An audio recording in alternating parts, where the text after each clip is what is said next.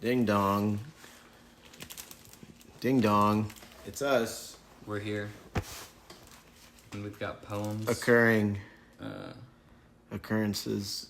We've got the poetry of our world in our hands. It's an anthology of contemporary poetry. From across the world. This one's called The Emptiness of Being a Man. Who's it by? João Cabral de Meio Neto. Wow? Oh, Joao. João. Took me a second. So he's Portuguese? Yeah, I mean he's from Brazil, so yeah. He's Brazilian. But you got the root. He language. speaks Portuguese. Yeah. Nice. But it's called, what's it called? The Emptiness of Being a Man. Dang. It's a short one. Like being a man. Yeah. The emptiness of being a man is not like any other. Not like an empty coat or empty sack. Things which do not stand up when empty, such as an empty man. Oh. The emptiness of man is more like fullness. The swollen things which keep on swelling, the way a sack must feel that is being filled, or any sack at all. The emptiness of man, this full emptiness, is not like a sack of bricks emptiness, or a sack of rivers. It does not have the pulse that beats in a seed bag or a bag of eggs. This is about the emptiness of man. That's the end? That's the end of the first part, and then there's a second part. Oh. And it says 2 after it. The emptiness of man, though it resembles fullness and seems all of a piece, actually is made of nothings. Bits of emptiness, like the sponge, empty when filled. Swollen. Oh, what? Empty when filled. when the sponge is filled with water, it's empty. Okay. Swollen like the sponge with air. I bet it makes sense since Portuguese. With empty air. Yeah. It has copied its very structure from the sponge. It is made up in clusters of bubbles, of non-grapes. Man's empty fullness is like a sack. Filled with sponges is filled with emptiness. Man's emptiness or swollen emptiness, or the emptiness that swells by being empty. And then that's the end. Whoa. I hadn't thought about the fullness of the Of your emptiness. Or well, I don't know. Yeah, that doesn't really make sense, but I kind of get it, I guess. What does he mean by being full? Being a man seems really confusing. Right. And it also seems like it might be more like being a human too. Might Just be might like work for ladies too. Yeah. Might be. Doesn't seem very specific. Doesn't seem that to gendered. Doesn't stuff. seem too gendered.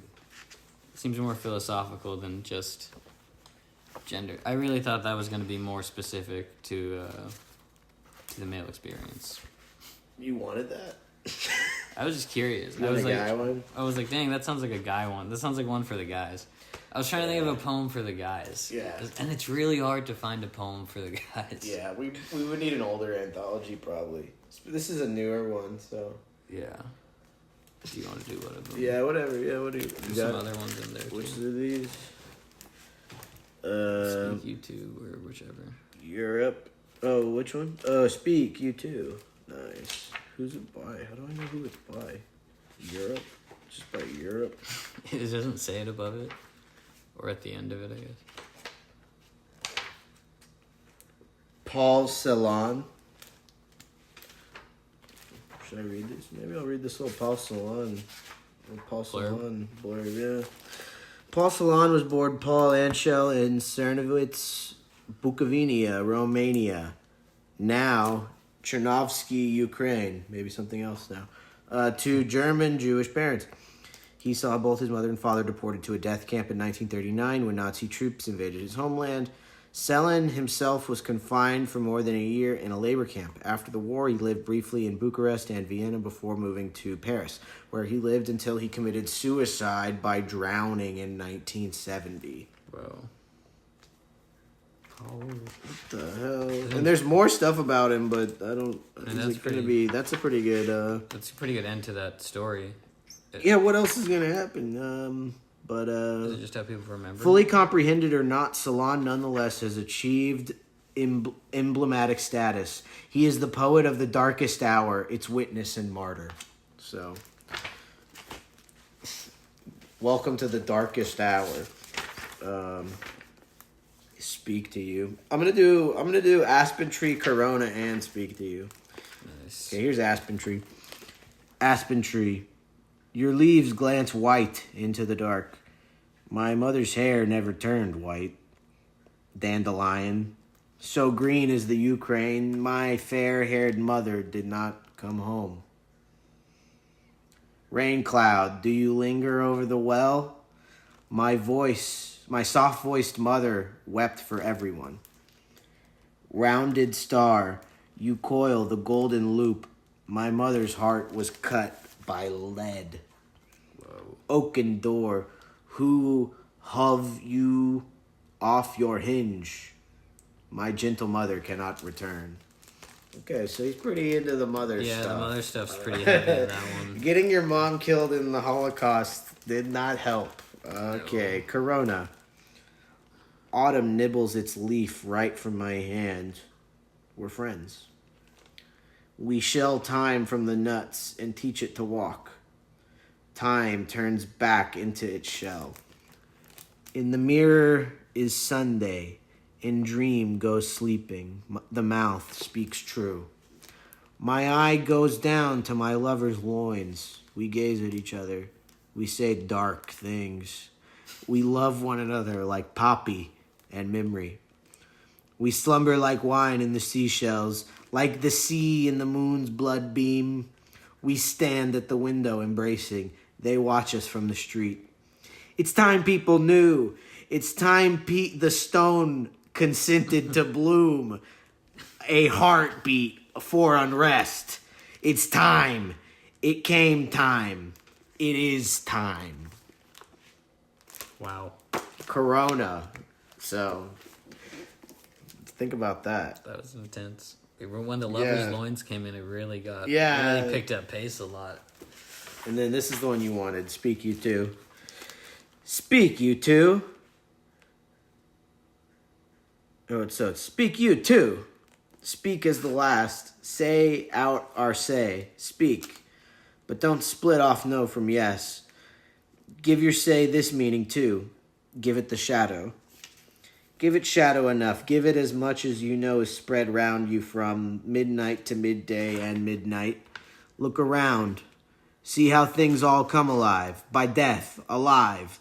Speaks true who speaks shadow. Wow. You gotta speak shadow. Yeah, this dude's fucked up, man. He's so dark. He loves shadows and his he's mom. Talking about dark stuff with his lover. Yeah, do you want to read the last three by Paul Celan? Reminds me of like a depth. Profuse announcement. Profuse? Profuse. Yeah. Profuse announcement in a tomb where we with our gas flags are flapping. We stand in the door of sanctity. Yeah. Burnt. Fumes of beyond. Leak thick from our pores. In every other tooth cavity awakes an undespoilable hymn.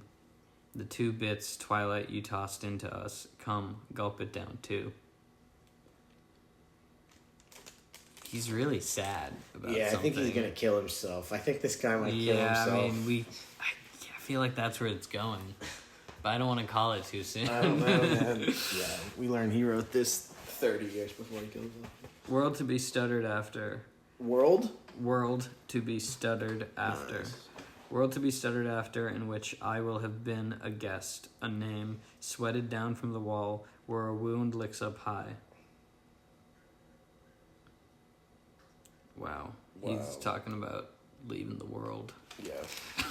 In that one. And this is the last one in the collection for him. The poles. The poles are within us, insurmountable while waking. We sleep across up to the gate of mercy. I lose you to you. That is my snow comfort. Say that Jerusalem is. Say it, as if I were this, your whiteness, as if you were mine, as if without us we could be we. I leaf you open forever. You pray, you lay us free. Whoa. Wait, he's fucking.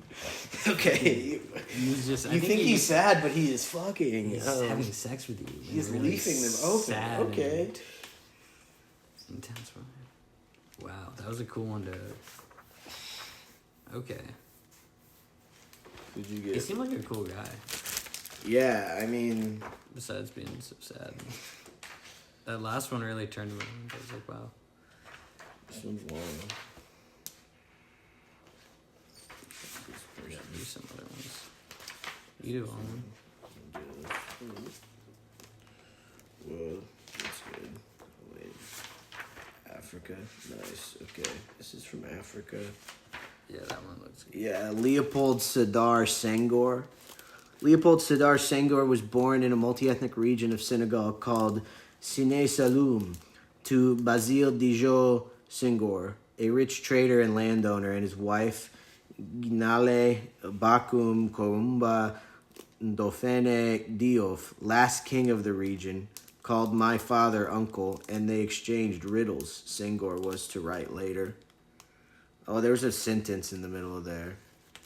There was a period. I didn't read the period. I read it all like one guy's name, but just part of it was they started a new guy's name in the middle, and he was the last king. Okay, wait.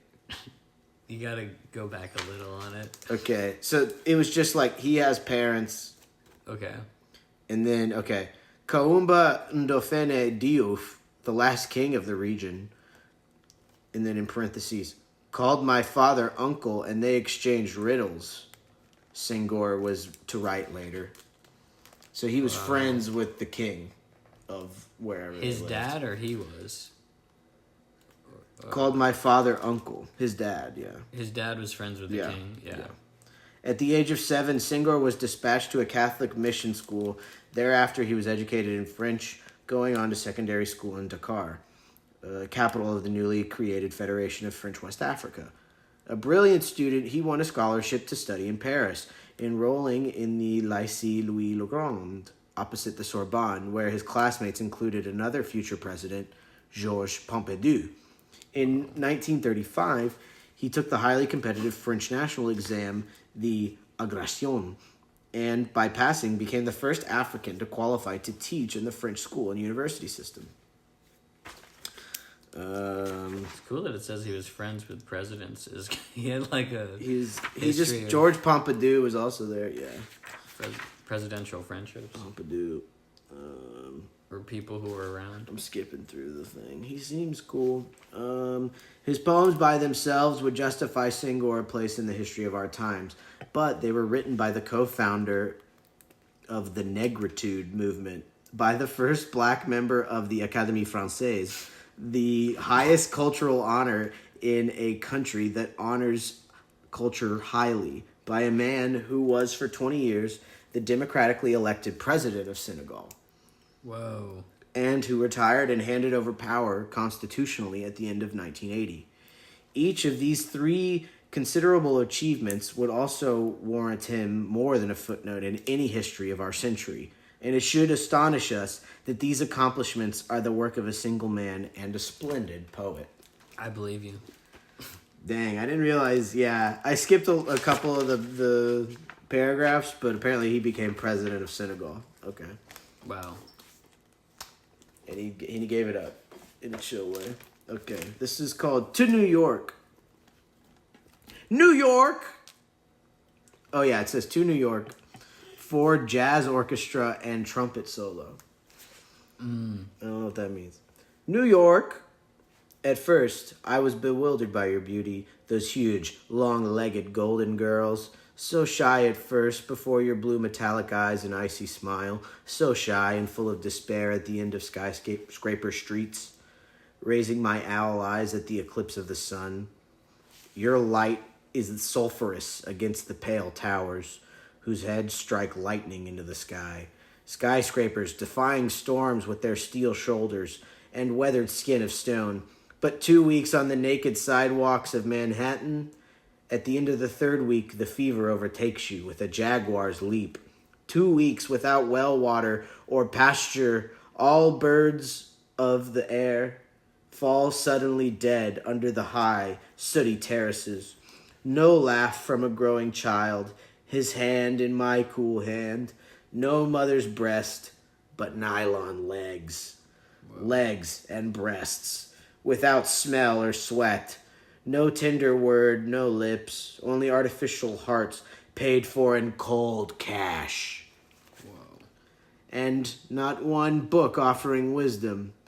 The painter's palette yields only coral crystals. Sleepless nights, oh, nights of Manhattan, stirring with delusions while car horns blare and empty hours and murky streams carry away hygienic loving like rivers overflowing with corpses of babies. See your rivers stirring with musk alligators and sea cows with mirage eyes. No need to invent the sirens. Just open your eyes to the April rainbow and your ears, especially your ears, to God, who in one burst of saxophone laughter created heaven and earth in 6 days. And on the 7th day, oh, he says the N-word at the end. Okay, you can do that. Okay, but that is interesting. That's a good like under the NYPD Instagram page copy pasta, or some sort of New York thing. That's a lot of rage. Yeah. I didn't know that he was gonna go in there. But wow. I don't know. I don't like saying that even without the hard R or whatever, the O. I didn't know he was gonna be that intense on you. But he does something. He likes it. I think he liked it. Really, it sounded like. Well, I guess he's talking about the saxophone laughter. Yeah, you're just away from stuff. You don't get. You're unconnected to the earth. Do you want to do a different one? Another one by that guy? Whatever you want. There we go, another. You should do one by that guy, so you have to say the N-word. I didn't know that, you know. The woman with whom I share my husband. Shit. What? O'Call rejects the old type. He is in love with a modern woman. He is in love with a beautiful girl who speaks English. But only recently we would sit close together, touching each other. Only recently I would play on my bow harp, singing praises to my beloved. Only recently he promised that he trusted me completely. I used to admire him speaking in English. He's a lady? Is he speaking from a lady's point of view? Right? I think so. Because he has a husband. Talking about he has a he's husband. in love with a modern woman. Yeah. Oh, this is not even him. This is another guy. Yeah, that makes sense. That's what threw it off. I forgot we were reading like one of the last ones. Should I continue that one? Or should we learn? Probably about the guy. We should learn more about the Senegal guy. And it also doesn't seem like this lady's gonna say the N-word. So. Singor. Yeah, is it this guy, right? Yeah. Suited to New York. All day long. All day long on the long and narrow rails, this iron will upon the listless sands, through the drought in Caire and Bowel, where baobab trees twist their arms in anguish, all day long and all along the line, past the same small stations, the chattering black girls bursting from bird cages in school, all day long, tossed about on the hard, bumpy benches of this iron train puffing and dusty. Here I am trying to forget Europe in a heartland of the Seine. The sign? S-I-N-E. Is it capitalized? Or? It's capital S. Oh. This. Say that then. Oh. If it's a capital. Because I was like, oh, like a sine wave? S-I-N-E. Yeah, with a capital I think S. it's like Chenet or something. It's like French. Oh, He's from a French place. It's that probably a makes sense. French Yeah. kind of name. Beautiful place. He's there? He's there the whole time?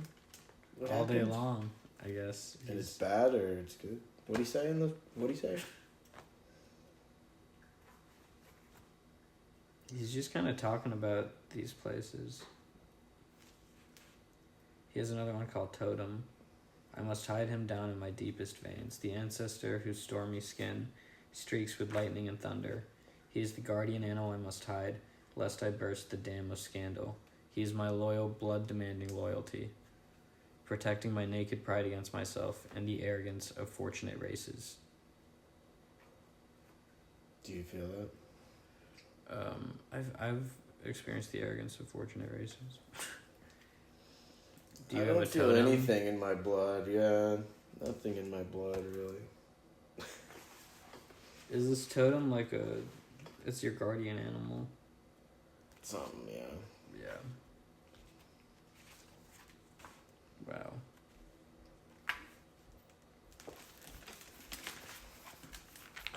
He was the president.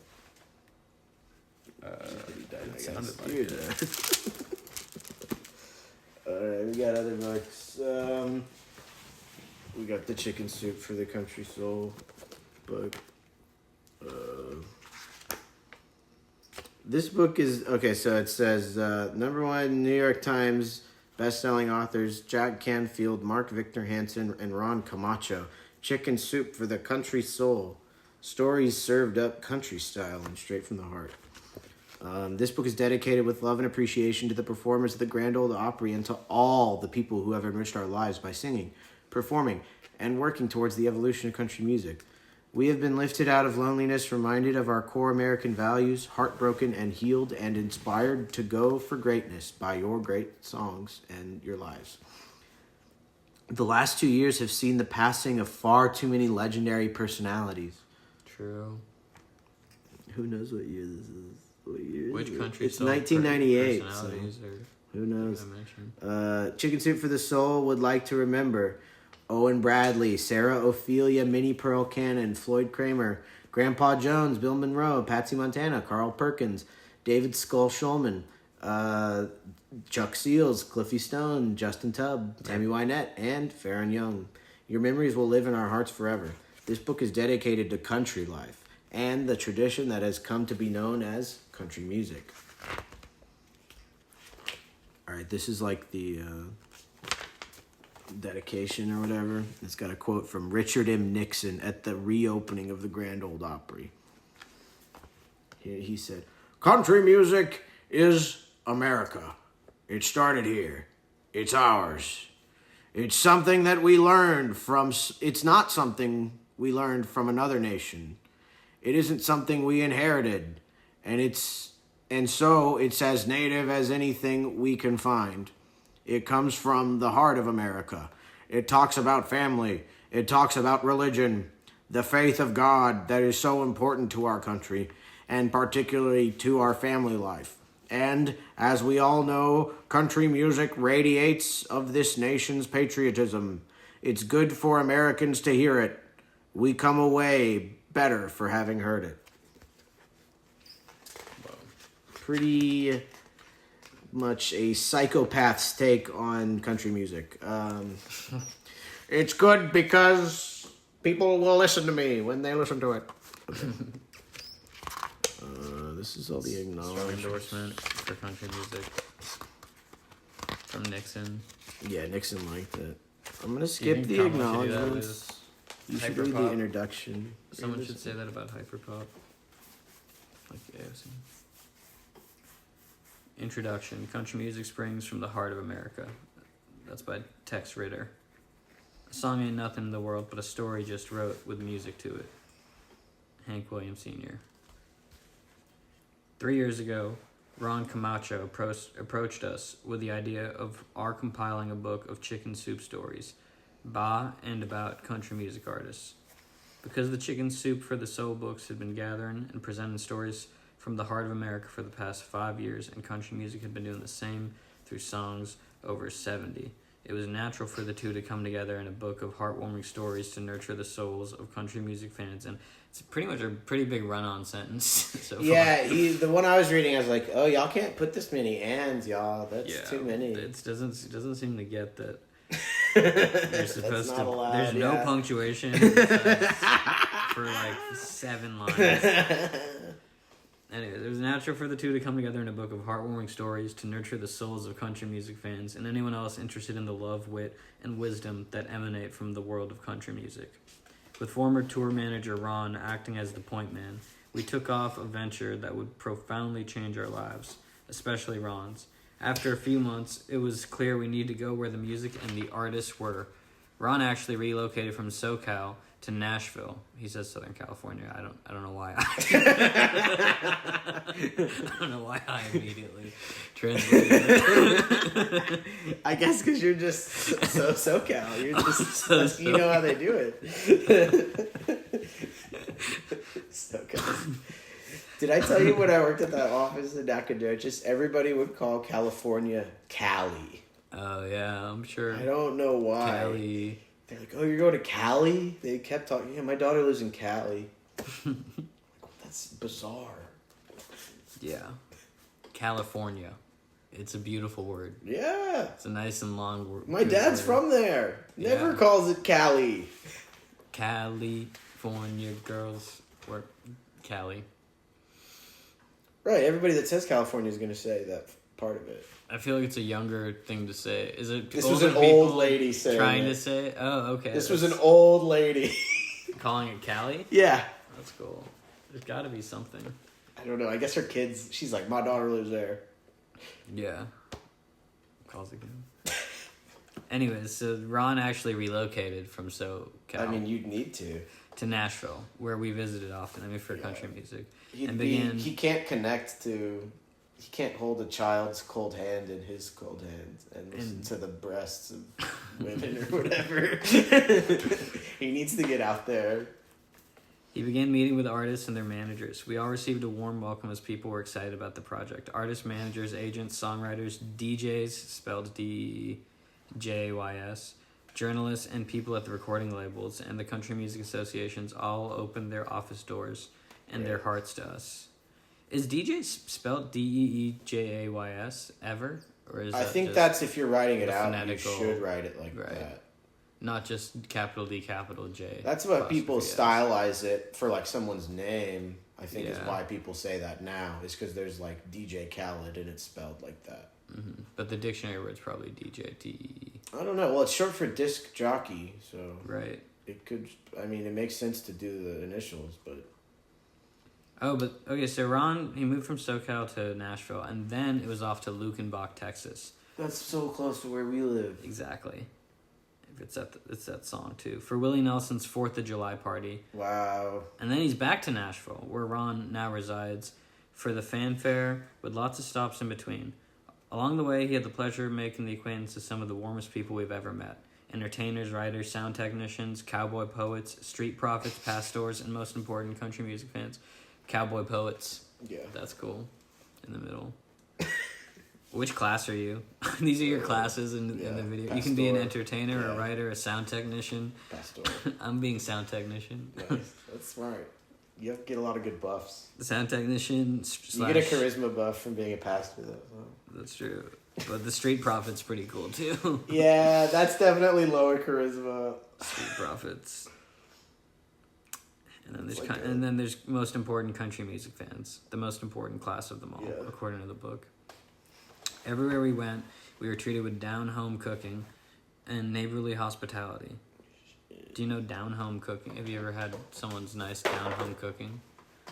Yeah, sure. Have you ever said that? I've never heard the phrase. You've never heard down-home cooking? That's what I was wondering. Yeah. It sounds like... Everybody says that. Right. It's very down-home. You have never... Yeah. People say that, yeah. I believe down-home cooking. It's when I read it, I was like... This feels like something everybody says. Everybody says that, I don't know. I don't remember why, or because they don't really. Not now. At some point, I heard a lot of people say that. I don't know if people. I think it was like Beverly. It's something they would say like on the Beverly Hillbillies or something. Like I don't know if people actually said it. Porter Wagoner and Billy Walker at the Grand Ole Opry introduced Ron to everyone he needed to meet, and Primetime Country and Crook and Chase welcomed Mark on their shows to put the word out to get stories. Hey guys, we're here with Ron Camacho, and he's looking for stories for Chicken Soup for the cartoon or for the country soul. The people at country.com, a new country website. Hey, I work at a new country website called country.com. They allowed us to post stories every week for evaluation. And the Nashville Scene and Country Weekly helped us sponsor a story writing contest to solicit even more stories. Yes. So they're getting so many stories coming through. The book is not long. It's not like a big book. Well, yeah, that's what it says. It's really funny because it's like, that's a lot of editing. This book is like 240 pages. This is what he says. This is what Conway Twitty says about it. Oh. I go through 1,000 songs to find 10 for a new record. Right. So, similar to Conway Titty. Who? Who? Conway Titty. That's your favorite name at the drag show. It's really close. It's There's pretty just close. The W's not there, yeah.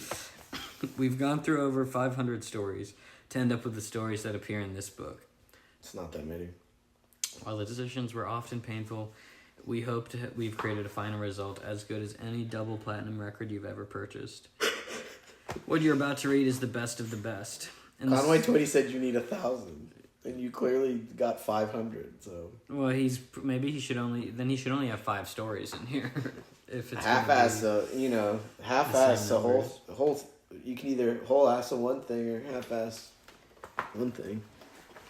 I mean, it's in the same spirit of bringing together the best of the best. Porter Wagoner of the Grand Ole Opry invited 112 Opry stars and country entertainers to come together to record "In the Shade of the Family Tree" as a fundraiser for the Opry Trust Fund. We are proud that we have been able to include this song in a CD in this book. I don't have that. I Where? don't have that. Did not get included when I got it at the thrift store. book, Oh yeah, not also when I finding got the it at the CD. thrift store, you'll notice it says $1 on the front on one of the price tags, and I had to convince them that was not for this book, that they didn't put it on there. I was like, y'all don't. That's not what y'all's look like, because it should be 50 cents. Because paperback books are 50 cents at the bookstore, and so I was like, this should be 50 cents. Whoa. But if it had the DVD or if it had that CD, I would have paid $1. Yeah. And I feel like whoever put this sticker on there, I bet they did have this. I mean, it has a $12 one under that too. Right. So, yeah. It's cool to see that it's It's really held up. Yeah, it seems good. It's been passed around, and that's good. Yeah. That's when you know. That's what it's all about. We are proud that we have been able to include the CD in the book, and 20 cents for each book sold will be donated to the Opry Trust Fund. So little. So 20 cents for each book. Each book is over $12. $12 probably a couple years later. Yeah. So who knows? We're excited about this book and the accompanying CD. Stop mentioning it. No. Stop mentioning it. I want to hear this. We gotta pirate the CD, and we hope that you will have as much fun reading and listening to them as we have had compiling and editing them. Is the CD just them reading the book? I think they're singing that song with Porter Wagoner. Oh, "In the Shade of the Family Tree" is on the CD. Mm-hmm. Yeah. Wow. Yeah. 1998. Yeah. And then just go nuts for whichever one. I want to go right to the. We'd like to hear from you. Now, this is from the people that make Chicken Soup for the Country Soul. Right. We'd love to hear your reactions to the stories in this book. Please let us know which stories are your favorite and how they have affected you. That's awesome. That's such a good thing to have at the start of anything. Let us know how. Let me know how. Hey, please let us know how this affects you. I just walk up to people. Hey guys, yeah, I mean it was a book, really didn't do much, but I put up a piece of art and I just walk up to people and I'm like, "What do you guys? How did this art affect you? How does this art affect you?" I painted it, and I say that really. Also, please send us stories you'd like to see published in a second helping of Chicken Soup for the Country Soul. We don't know if that happened or not. But I bet it did, man. You think send it did? Stories. Probably. I've seen a lot of different ones in Spanish, so I bet they have one in country. You can send us stories you've written or ones you've read and liked from somewhere else. A book, newsletter, newspaper, or magazine. If we choose to publish a submission, we will pay you for an original story and credit you for submitting someone else's story. Nice. So you can steal someone else's story. Nice. And they'll pay you Get for the bounty. Mm-hmm. Wow. And then it's got the P.O. box. But I won't say that on the pod for safety reasons. Chapter 1 on love and kindness. What are all the different sections? Yeah, let's see where the table of contents is. Maybe we'll just hit the beginning of one of them and do. There's on love and kindness, on family, the power of faith, living the dream, overcoming obstacles and hardships. The power Maybe of that a one. song. Maybe overcoming obstacles and hardships. That seems good. I feel like those will be the most powerful. Uh, What page does it well, start one of on? them is kind of bratty. 194. Probably do that. The first one. Any of them you want. I want to read. This one's called "Ballerina on a Pink Horse." What's your read on the title? It's gonna be by a guy, and he's like, "It's tough having daughters, Okay. especially after my wife died of cancer." Oh, that seems like a good guess already. Ballerina on a Pink Horse. When I was a teenager, my sister Josie had an accident. At that time, she owned a beautiful music box topped with delicate figures on a fine porcelain, a ballerina on a pink horse. That's the name. The ballerina. Pirouetting. You know the word. Pirouette. You know the word. I don't remember the word.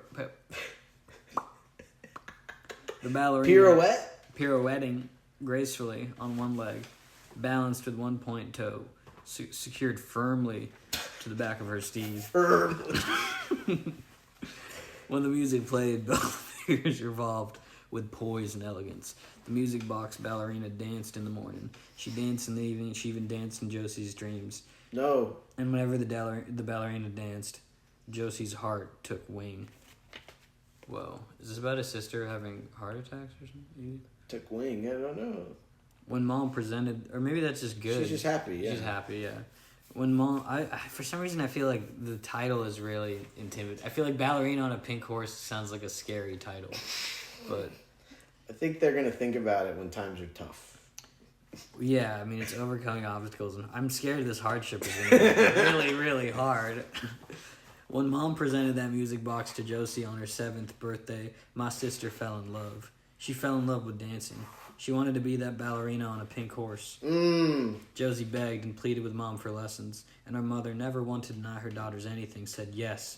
To my great surprise, Josie approached ballet with a focus and a fervor that could only be described as true love. That's my sister. She just gonna be a ballerina? Yeah. And while other kids were out playing, Josie was in dance class. When she came home from school, she would go to her room, wind up the music box, and dance some more. Do you think one of your siblings would ever write something like this about you? Yeah, and you're like, shit. And then he would go in his room and play Minecraft He some played more. Minecraft for so long. But now he's crafting mines throughout the world. Despite having severe autism. Whoa. So, while Josie was in school, guys, sometimes her girlfriend, Anna, would come over. Now, girlfriend, it's Just one word means here. friends, Just yeah. means friend who's a Just girl. means friends. They're not gay. I don't think anyone in the book will be gay. No, I don't think so. But Anna would help Josie with her regular school exercises and lessons, making sure my sister didn't stop until she got everything right. And when Josie was feeling down, Anna was there to offer encouragement and kind words. They were the best of friends. He's gonna marry her. They could have been gay, though. Right. You know. I think he's gonna marry her after his sister dies. He's gonna marry Anna? Yeah. Oh, good call. that seems like that could. Anna was always a nervous observer on those occasions when Josie chose to practice her balance and act on the high rail fence near our house. No. It's getting very Bridge No. to Terabithia No. kind of vibe. No. It's not looking good. That seems bad. I don't know about going forward on that seems like it's not going to end well. The height of the fence seemed to increase Josie's excitement, and the narrow width of the rails provided a welcome challenge to the limber, self-confident athlete. One day, Is she gonna be in a wheelchair? I hope she makes it to the wheelchair, man. I hope she can even get in there. I hope. It seems not, One day, several of Josie's schoolmates were also on hand to watch the high-altitude performance. Eager to demonstrate her skills as the kids egged her on, No. Josie attempted some of her most difficult maneuvers, including one where she placed the arch of her left foot just above the knee of her right leg while pirouetting. But she wasn't wearing her toe shoes at the time. and she wasn't performing in the safety of her bedroom or the practice hall. Is she on the pole? She's on that pole, She's that on fence. the fence. She's on the fence. She's on the fence, pirouetting. She lost her balance. No. Tumbled up the ground, twisted her knee, and was unable to get up. Soon afterward, Josie made the trip to our community hospital by ambulance with our mother at her side. Now, Josie was lying on a hospital bed in traction with a cast around her leg.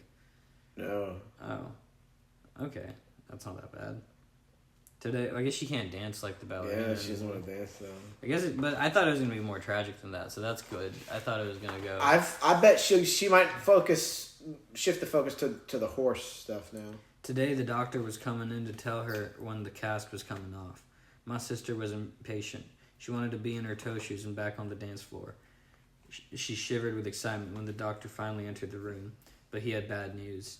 The x-rays confirmed that her leg would heal fairly well, but she could never dance again. He said her knee could not take the pressure, nor would it support the agility needed for ballet. Josie was stunned.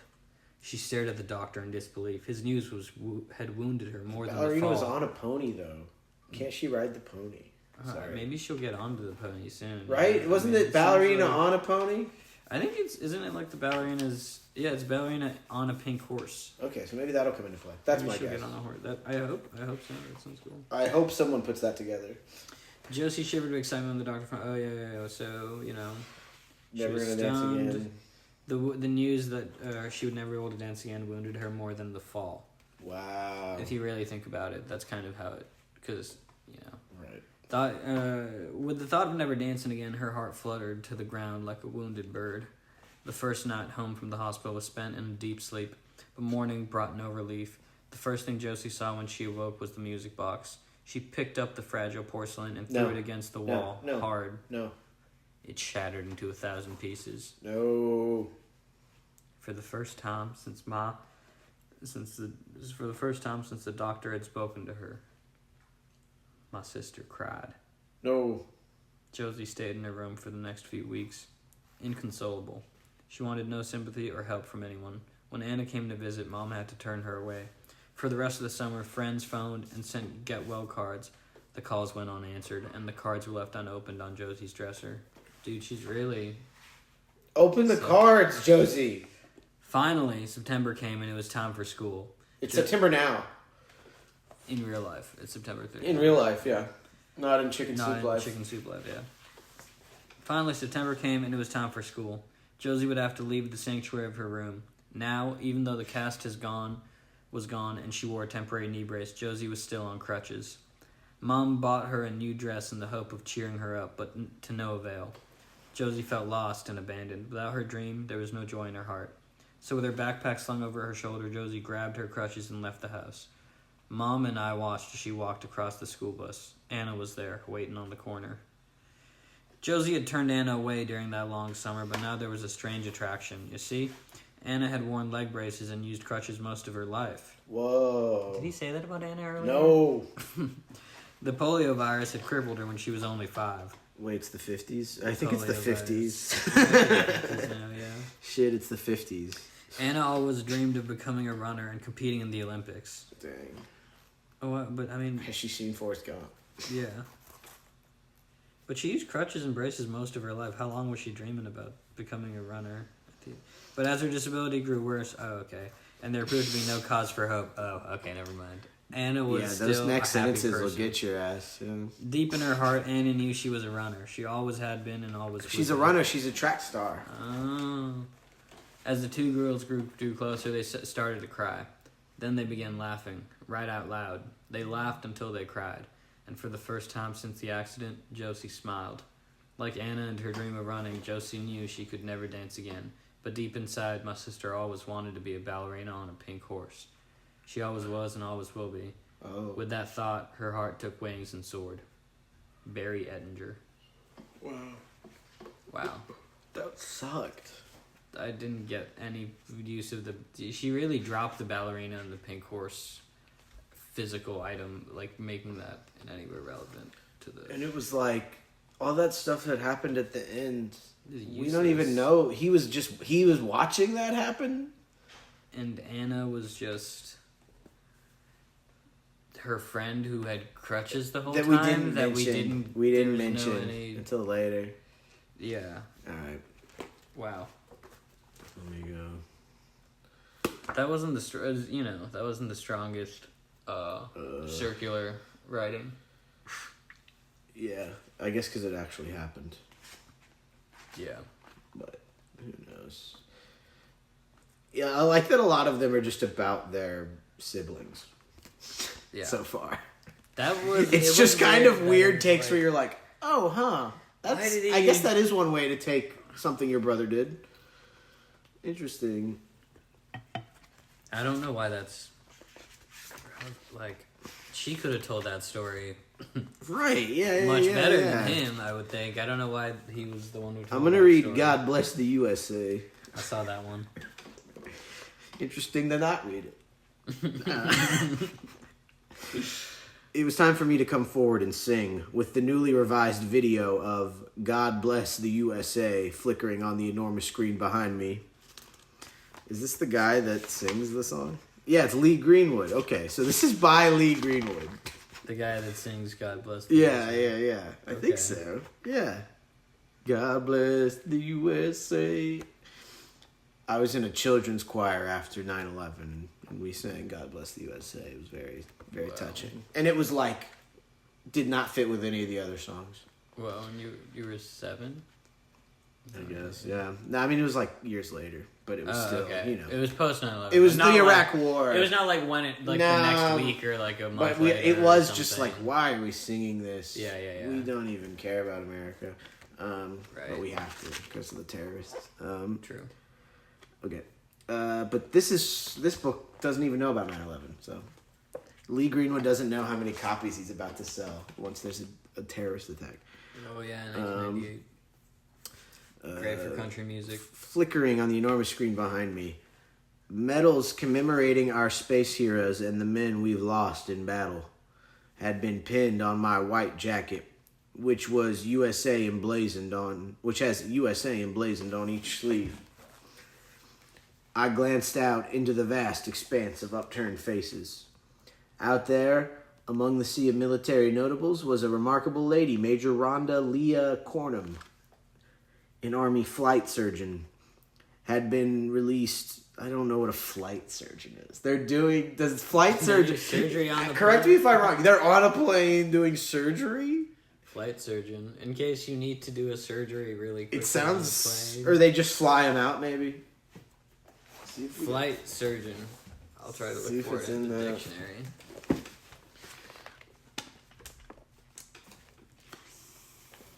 She's an Army flight surgeon. I'm an Army flight surgeon.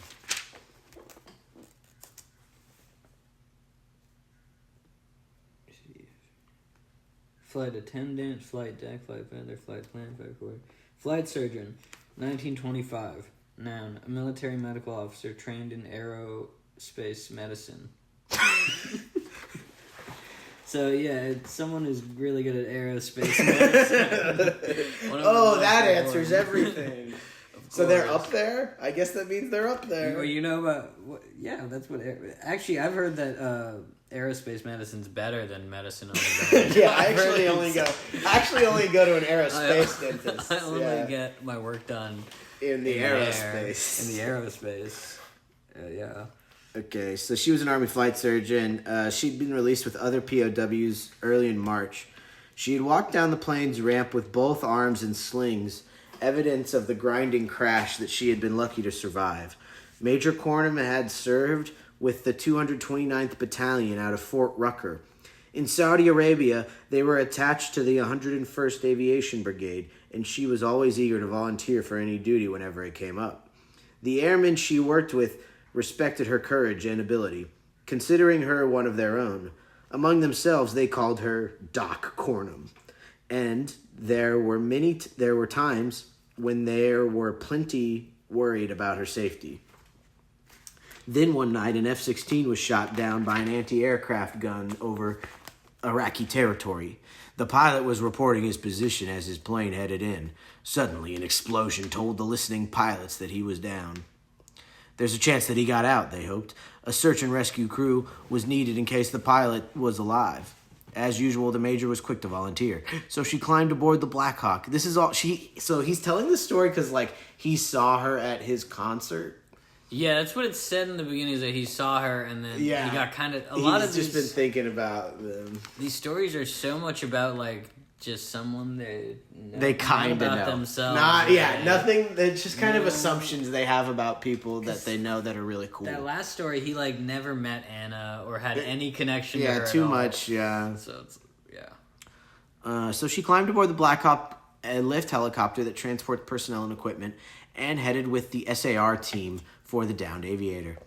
As the Black Hawk reached deep behind enemy lines, volleys of shots flew up from the dark sand drifts below. "We're taking heavy fire!" the chopper's pilot called out. There was a short silence, then a deafening boom. The helicopter had careened headfirst into the rock-strewn desert sand. Its fuselage crumbled, cracking almost completely in half. "We've got a Hawk down!" shouted one of the pilots who was monitoring the ongoing battle. Yeah, when does Black Hawk Down come out?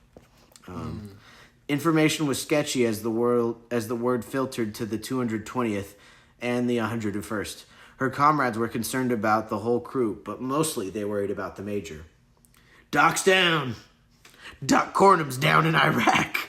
Man, she's got no business being behind enemy lines. She shouldn't be out there, but she's the type that'd do anything. So gung-ho." She sounds badass. She sounds really cool. It's very funny because it's like, okay, this lady is gay. Oh, yeah. I'm going to go out on a limb and say Doc is gay. Doc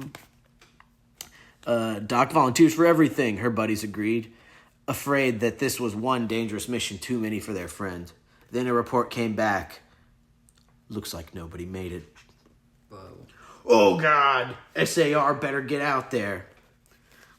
I don't know what SAR is. He explained what a Black Hawk was. Didn't explain what SAR was.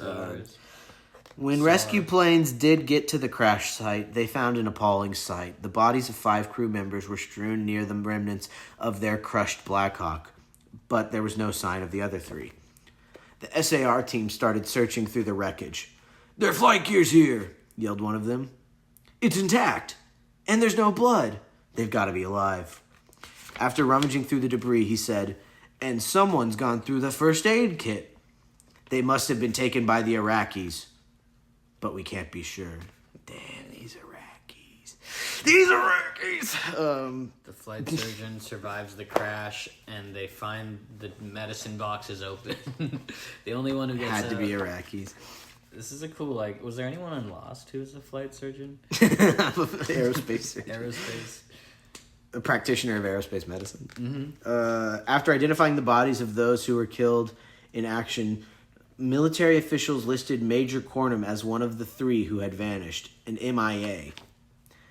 Americans who had been shocked with the capture of our first female POW, Army Specialist Melissa Rathbun Neely, felt the uneasiness of knowing that Saddam's forces were, in all probability, holding another of our military women.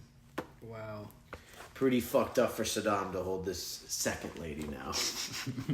We all remember that first lady.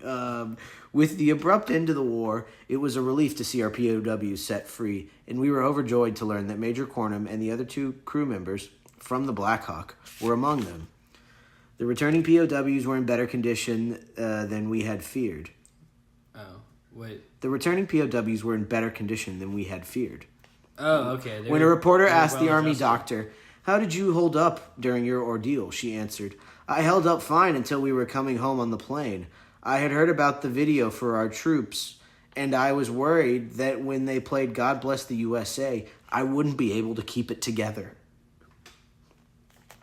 Wow. That night. She'd cry? Like she'd break down? Or I guess. Or like she'd start laughing? That night, in our Welcome Home America audience, Major Rhonda Cornum's head tilted forward as the words of the song floated into the hall, and ABC's cameras caught her lightly brushing aside tears. "And I won't forget the men who died and gave that right to me. Over 140 Allied personnel were killed in the Persian Gulf. In comparison to other wars, the number is small.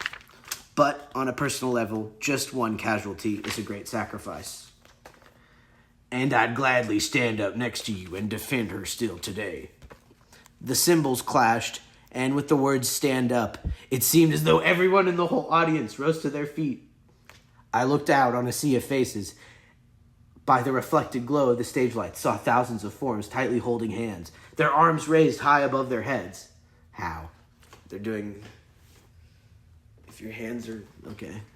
'Cause there ain't no doubt I love this land. My clenched fist hit my chest, then struck the air above my head. God bless the USA.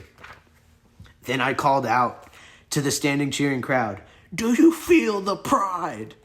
Shrill whistles and shouts of, yeah, answered my question. This is her, right? Or is this No, this him? is him. This is him still? He's been jamming and he just saw her. Right, okay. Yeah.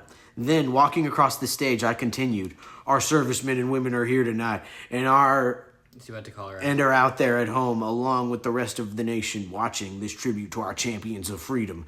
And I want them to see some of the faces in tonight's audience. Yep. Sing it with me one more time. Then, glancing back at the band, I asked, guys, would you help me?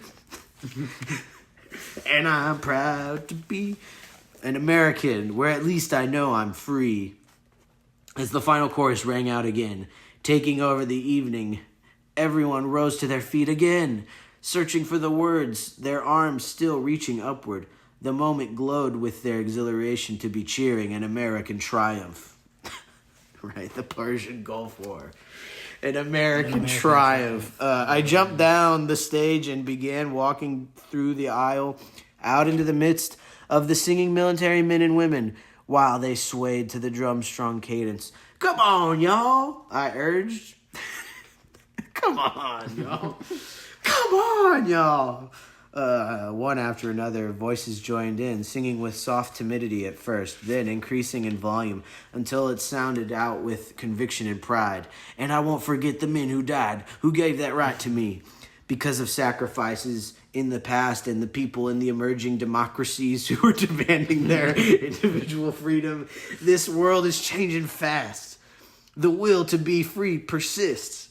America has founded a legacy that will be victorious, bringing all of us together. Here in Los Angeles, flags were waving and the responding voices grew louder, unlocking emotions usually held tightly inside. This would be good at a frat house. If I was reading this to a whole frat. Yeah, they're all crying. They're all crying. I'm on a podium.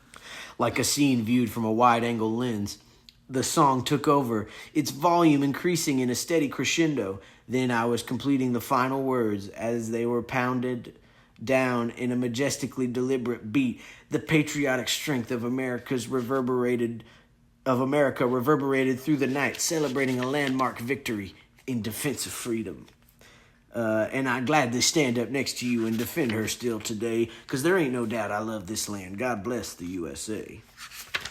That was Lee Greenwood. Pretty crazy.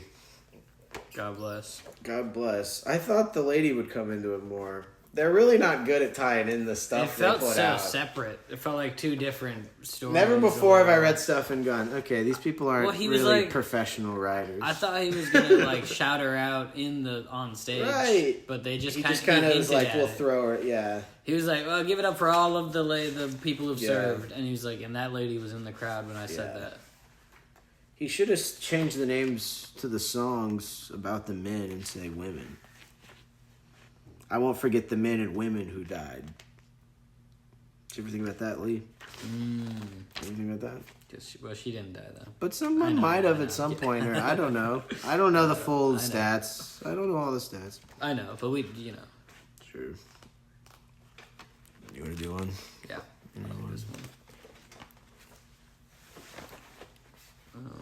You can try to do another overcoming obstacles. I was looking at Living the Dream. Those seem like they would be really positive, but I guess they've all been kind of positive. Living the Dream seems pretty positive. This one's called Living the Dream will be... I feel like my one fear of Living the Dream is they're going to say people and you won't know who they are. They're going to be like, I met Tex Ritter and he took me and we ate frijoles and... Yeah. We could try. You could do it, yeah. It looks like there are some names in here. Yeah, it's like I think a lot of it's gonna be name droppy. This one's called Just a Plain Old Country Girl. Dang, who's it by? Look at the end. It's probably by Tammy Wynette. Sarah Ophelia Cannon. Oh, that's Minnie Pearl. Yeah. She's a comedian. She's the comedian at the Grand Ole Opry. Oh, yeah, this is all about her. It says that right here. Yeah. I was wondering who Minnie Pearl was. That was the one name I was seeing. She's the most famous female comedian in country music. Whoa. In country. There's also confidence builder. Something that you can, the dream. What are you going to do? I'm going to do Tyler. I saw Tyler. I feel like it's going to be so sad. You think so? Yeah. Oh, no. Yeah, I already read the first line. I read the first line and I was like, dude, if it's just someone's name, dude, they're for sure dead, bro. Oh, dude. They're No, it's sure just, dead. it's this one's sensitive, bro. This one's really sensitive. I read the first line of the story called Tyler and it's really sensitive, man. Someone once told me that they believe special needs children are angels. God sends us to help our spiritual. I'm skipping that one, but yeah, great Conrad to read it. Yeah, that was. He'll cry. He'll cry for sure. We'll get him to cry. Wow, that one's there aren't that many more living the maybe obstacles. Pick the table. There's something The short. gift of- Zell and Fuzz. the Did you see gift of- Zell and Fuzz? No. I saw The Gift of Dignity. Just Keep Walking. That seems like it's gonna be bad. Zell and Fuzz. Maybe do Zell and Fuzz. Okay, it starts out good. It starts out like Fargo. This is a true story. It happened up in my hometown of Young Harris. Young Harris is a very small town. We didn't even have a fire department. Who wrote the story? Can you look at the end? Zell Miller. Okay, of course. As told to Louis Grizzard. Okay. One day, a house caught fire. The whole town gathered around to watch it. We were helpless to put it out. About that time, we saw a pickup truck come up over the ridge. It was a local character named Fuzz Chastain. He had his wife with him, all their kids, a cousin or two, and some aunts and uncles. Fuzz drove right down to where we were all standing, but he didn't stop. He drove that pickup right into the middle of the fire. He rules. He jumped out, and so did everybody else. They started beating the fire with anything they could, even their clothes. It took them 30 minutes, but danged if they didn't put out that fire. What? The mayor of Young Harris was there. He said... The mayor was there. This is the most yeah, bro, you courageous said it's the thing. smallest town ever. I bet the mayor's always there. The most courageous thing I've ever seen in Young Harris. Let's pass the hat for Fuzz Chastain. Good. They raised $17. Yes. The mayor presented the money to Fuzz. Fuzz, he said, the people of Young Harris appreciate this heroic act of yours. Fuzz's hair was singed. His clothes were burnt and torn. But Fuzz, there is one thing I'd like to know, the mayor went on. What are you going to do with the money? Fuzz thought for a minute and then said, well, Mr. Mayor, I guess the first thing I ought to do is get the brakes fixed on that pickup truck.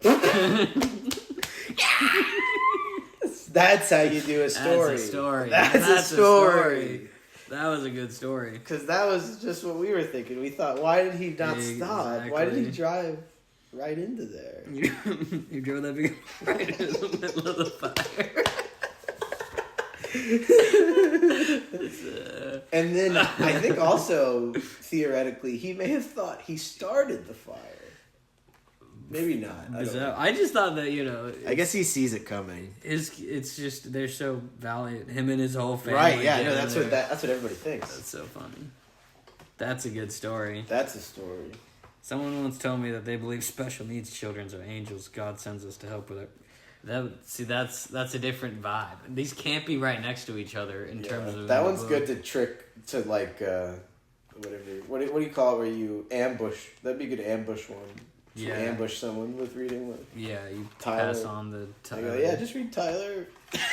Yeah, that is what. If you had an album, that would be the sad song name on the album. The sad song on the album would be called Tyler. Yeah. Like if Olivia Rodrigo dropped an album. Yeah, you'd be like, I know Tyler's the saddest song. I know that can't be a happy song.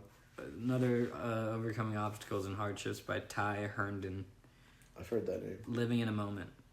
Out on the road, we have the wonderful opportunity, especially in the autograph lines, to sit and talk to everybody and get feedback on songs. Like my song, Living in a Moment You Would Die For. I've read this one in the book before. This one's really good. As an artist, it tells me we're doing our job when we're touching people's hearts. That's the whole purpose of music. It's what it's all about when we can just make a little difference in people's lives. I had this 7-year-old boy and his father come up to me. The boy stuck his hand out and said, "Mr. Ty, I really love your song, Living in a Moment You Would Die For." And I said, it's an awfully long sentence for, and I said, "Well, that's great, son." And as he turned to walk away, his father looked over and said, "No, he's really got a story to tell you. He lost his mom. She died during childbirth." No. And the boy turned to me and said, "To me, she was that person. She died for me. I am living in the moment that she died for." No. No. Whoa. Don't let this little kid listen to the country music. It's too much for him. Mr. Ty, I really love your song, Living in a Moment What You Would Die For. I really love your song, Living in a Moment You Would Die For. Is that what the song's My favorite about? song, dude, I love that album, Living in a Moment You Would Die For. That song is... What's a really long... Something with a really long name. Yeah, you have to think of a song that has, like, such a long name to say to someone. Just a long... The Mysterious... I love that movie, The Mysterious Case of Benjamin Button. Yes, that's good. Yeah. Mr. Brad Pitt. I love your movie, The Mysterious Case of Benjamin Button. No, he really does. I love stuff. That is such a funny trope where it's like there's a little kid and he says something to an adult and then they're somehow not there anymore and then the dad is like, "No, but really." Yeah, I know. It's so That cool is such like it's like something that would happen like in an insurance commercial or something. Like not even in a real movie, just like You know, you should listen to this. He's got a story to tell you. No, wait, listen to my son. He's got a story to tell you. It's such a weird thing to say about your son. He lost his mom. She died during childbirth. Your wife? Yes, my wife. I got a new one now. She's cool. Yeah. He hates her. Wow, that one was cool. Yeah, I read that one in the store, I think, before I bought it. That's just good enough one to read. And I was just like, dang, does someone die in every one of them? Those two I really good expected ones. someone to die in all of them. Yeah, I Based kept on that thinking these one. would get really fun. Like, even in the ballerina one, I thought she would die, but those last two were the best ones yet, for sure. That's good. There's another called The Gift of Dignity.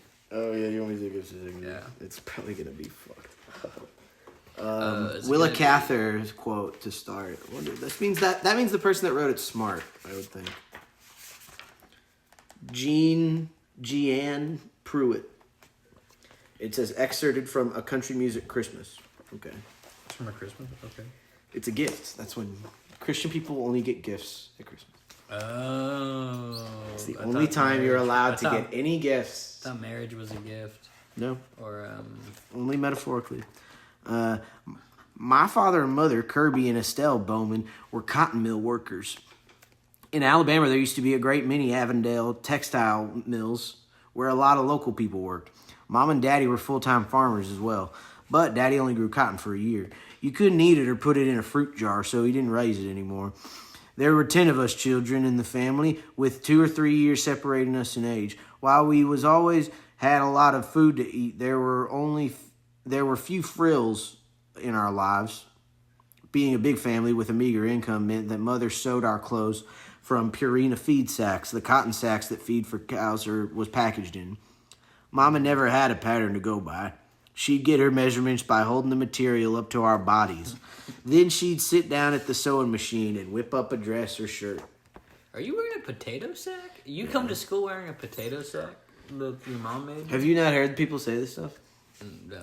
It's this thing where it's like, they say this shit all the time. Where they're like, we used to get feed bags and we made clothes out of those. Right. And it's like, okay. They don't care about us anymore, the companies, I guess, giving us stuff to make clothes out of.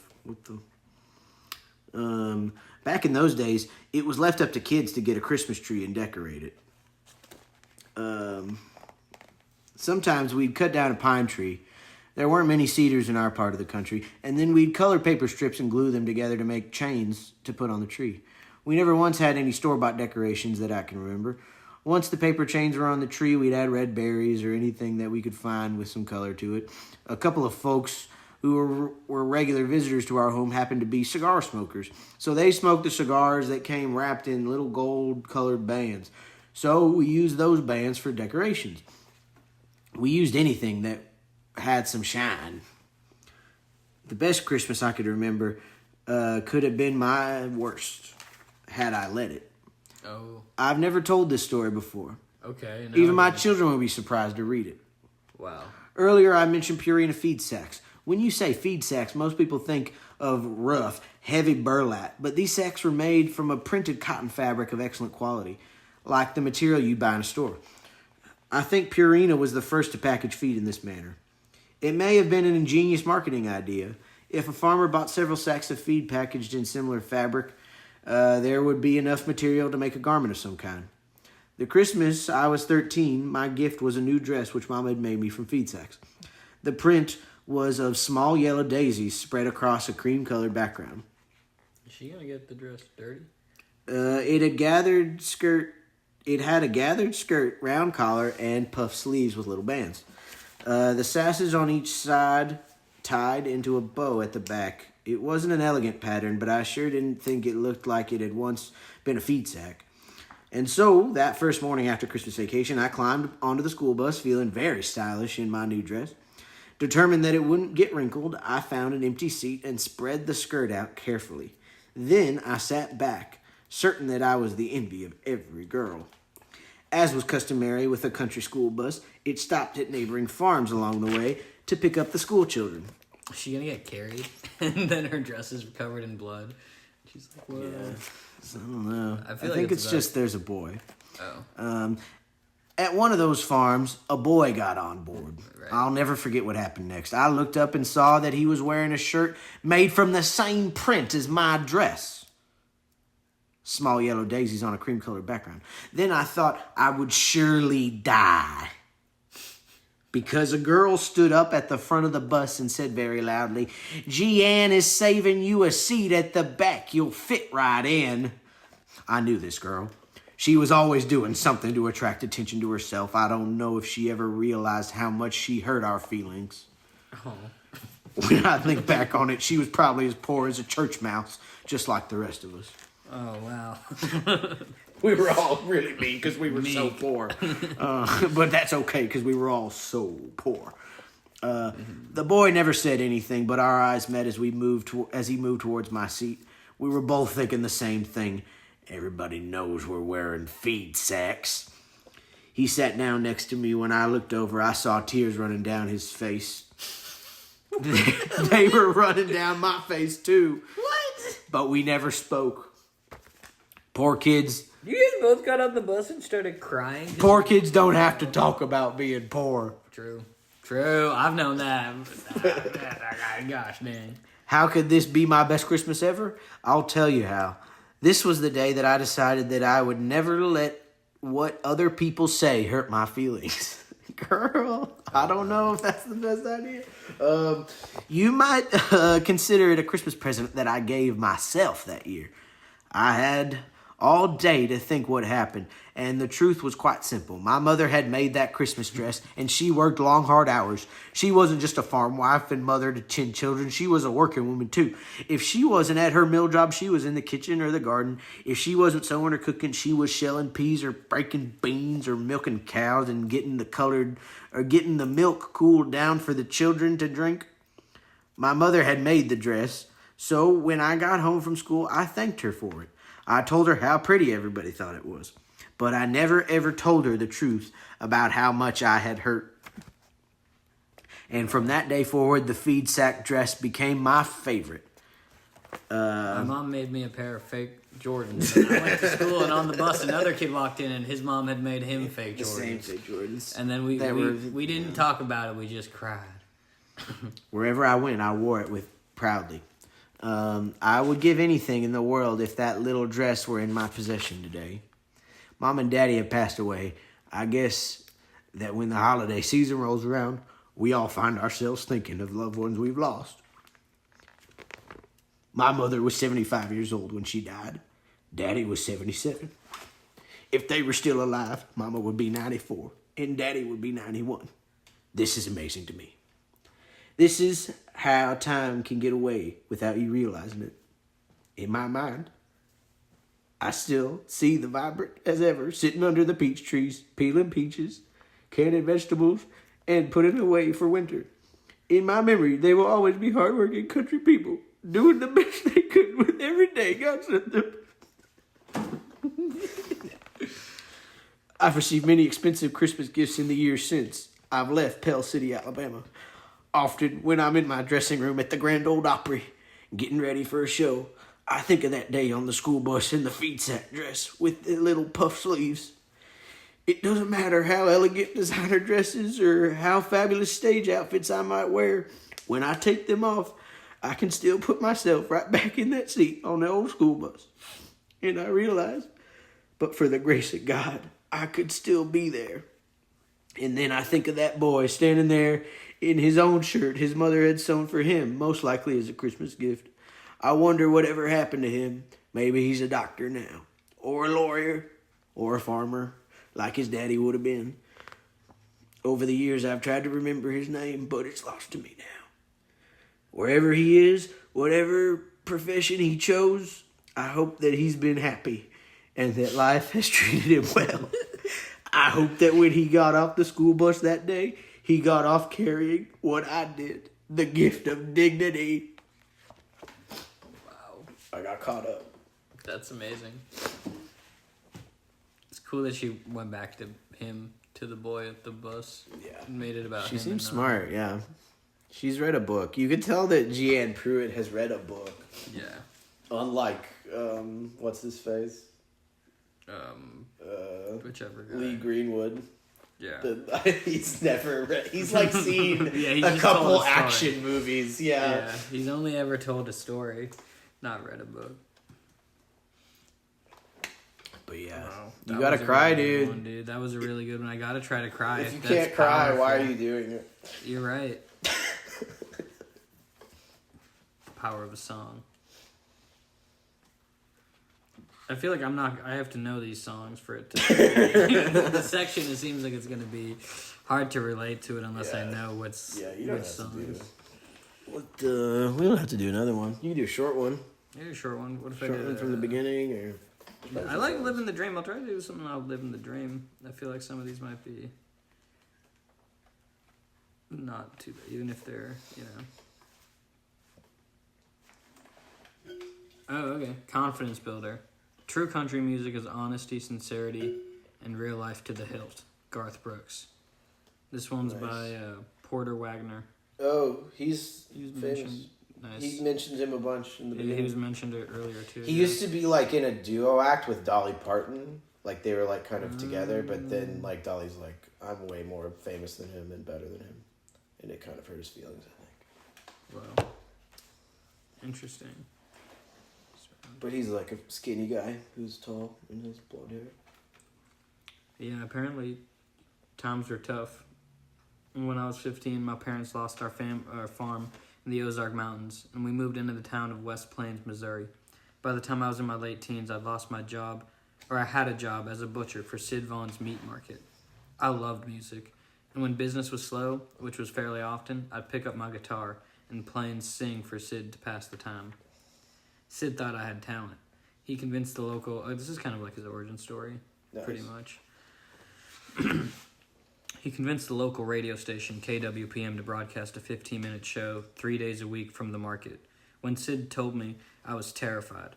but Sid thought it would be good for business, and I wanted to help out. In fact, it turned out it wasn't that bad. At the start, it was only me and Sid and the engineer, so I could pretend we were just passing the time as always. Wait, they started a radio show at the meat market? Yeah, he starts so he can use the local radio station to broadcast a 15-minute show 3 days a week from the market. That's a lot. 3 days a week is crazy. That's great sketch. Yeah. The reaction was satisfying. Sid's business quadrupled within weeks. Let's go. Still, wait, so for the meat business? Yeah, they're like, hey, we're live at the meat spot. We're at the butcher spot. We're over. Porter's here. He's gonna sing a song. We're doing a radio show from Jew Boy Burgers, from Jew Boy Sliders food truck. We're doing a radio. We're doing a live. That'll quadruple business. What if we did a live an Instagram live from the food truck? I'm talking to the owner of the food truck. Yeah. I have this crazy idea. I had a dream the other night. Instagram live. And that there were so many people coming to the food truck. It was like we were like, it's too busy. Like we kept being like, this is so busy. Still, I was so shy that it took 3 months before I felt comfortable enough to laugh out loud on air. Wow. It's cool that he wrote "lol" on the. He wrote "laugh out loud." Who would have thought that people would notice? But they did. The local folks stopped in or dropped a note saying they liked my music. He's kind of got like a Chris from Northern Exposure kind of. Yeah. And I should laugh more often. Their friendly acceptance was a real boost to my confidence. He's like Porter Wagner's a strong writer. He's a reluctant protagonist so far. But as soon as I began to feel comfortable playing for my neighbors there in West Plains, another crisis came my way. I'd come to the attention of the folks World War at KWTO. II. That bad man, Adolf Hitler, was making trouble across the water. You would think that. I think his other crisis is he just gets recognized again. Nice. And he just gets more attention. I was just watching that movie Giant, where it's like James Dean in there in Texas, and it's just so fucking long. And then at one point, it's just like, you're like, oh, damn, they're going to go to World War II. You're like, no. I didn't even know. I thought it was the 1800s. And they're going to World War II. It was just like, they just weren't showing any. I mean, you're like, oh, yeah, I guess they have cars. Were there Native Americans in it?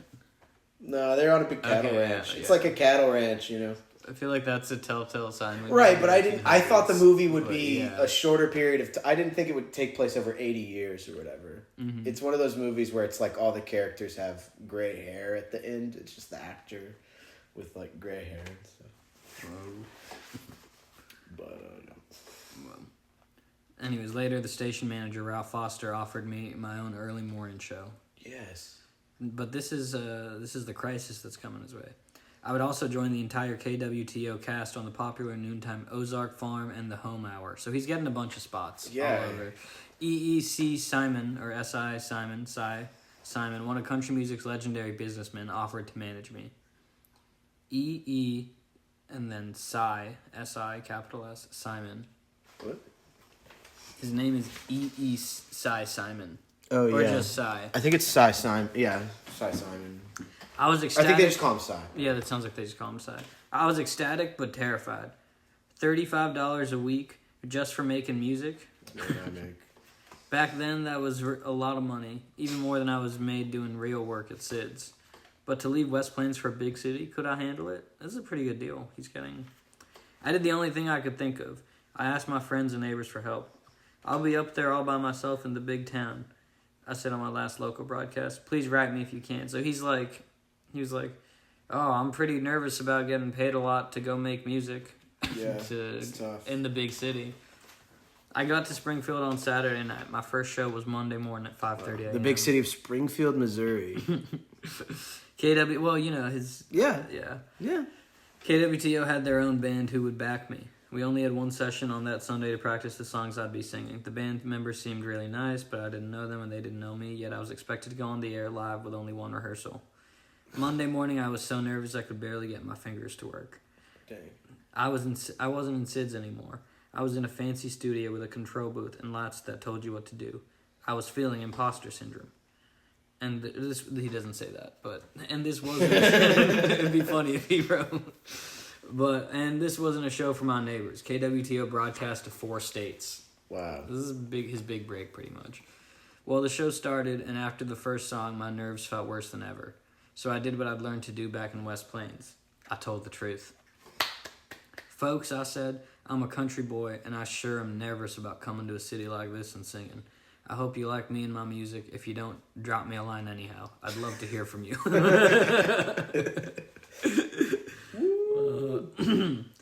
I'm sure the backup band thought I was crazy, telling everybody that I was shy and nervous. Hey guys, I'm shy. I'm shy and nervous right now. Hey guys, watch out, I'm shy. Hey guys, I'm shy. But I figured they could tell. Anyway. Sorry, I'm shy. It's best to come out and be honest about it. I just keep saying I'm shy. I'm shy. It helped me anyway. And the next song was a little easier to sing. Everyone at KWTO had a little cubby mailbox, and I kept close watch on mine. Tuesday, nothing. Wednesday, empty. Thursday, I started to worry. Shy. Maybe folks didn't like my singing, and they were too polite to tell me so. But what could I do? There was nothing on Friday either. And I worried about that, and my decision to come to Springfield all weekend. Still trying to decide what to do, I went in on Monday morning and did my show. Then went across the street to the diner for breakfast. I think, here's my guess, he has so much mail that they couldn't put it in the little cubby. They have a huge bag of mail. That makes sense. That's a really good guess. When I came back by the mail desk, the lady in charge said, Porter, when are you going to pick up your mail? I said, well, I guess as soon as I get some. She said, oh, honey, you need to look down in the basement. You've got boxes of mail down there.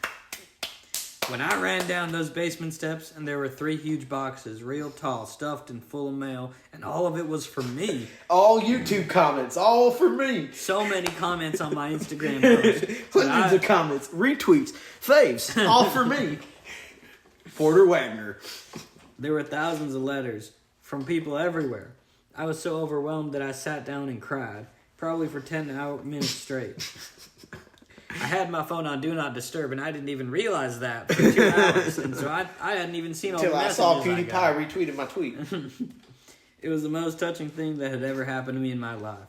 Every time I'd start to get up and go upstairs, I'd start crying again to think that so many people had taken the time to encourage a kid like me. Finally, I pulled myself together because I knew I had to get ready for the noon show. I went upstairs, and as I walked past Ralph Foster's office, he hollered at me, Hey! Come in here for a minute. Porter, I want to see you. I was embarrassed because it was obvious I'd been crying. He's so shy, dude. He's so shy.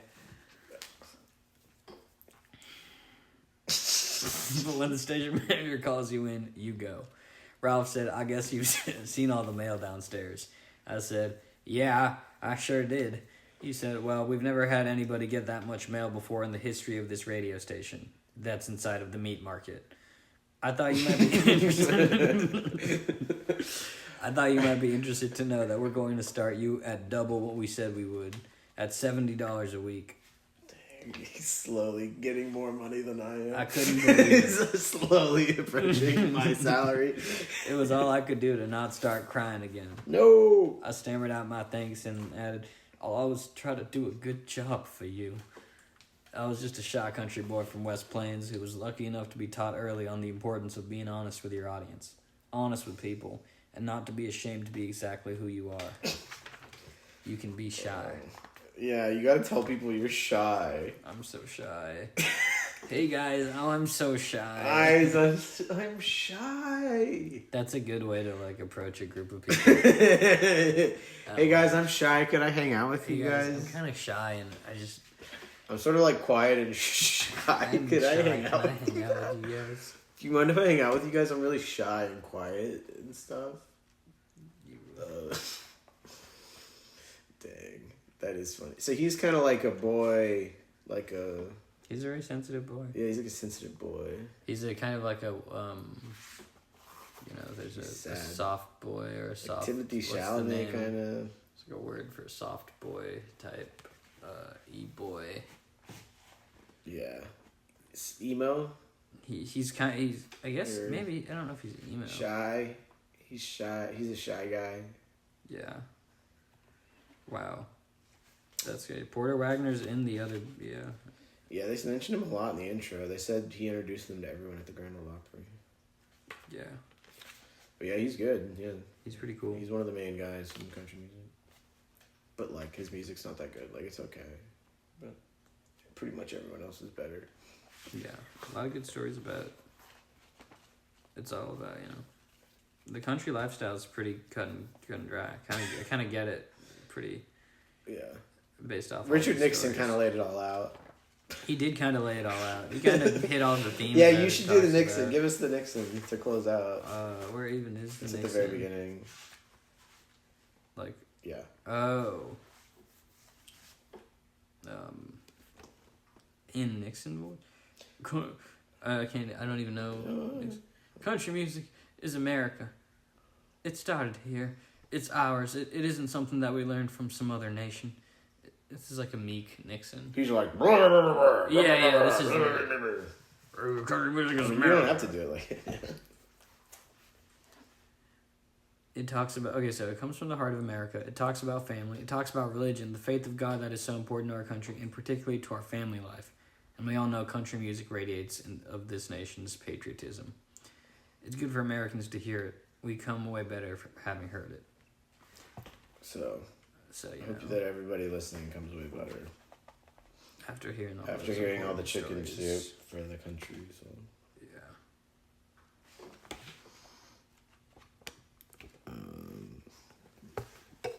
Books. Free Gaza.